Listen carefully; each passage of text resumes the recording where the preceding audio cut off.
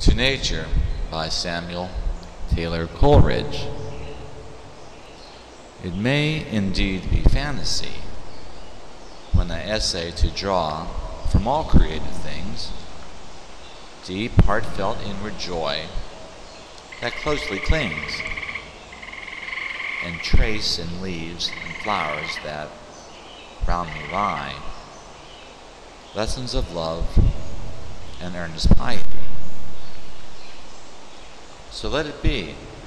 If the wide world rings in mock of this belief, it brings nor fear nor grief, nor vain perplexity. So I will build my altar in the fields, and the blue sky my fetid dome shall be. And the sweet fragrance that the wildflower yields shall be the incense I will yield to thee.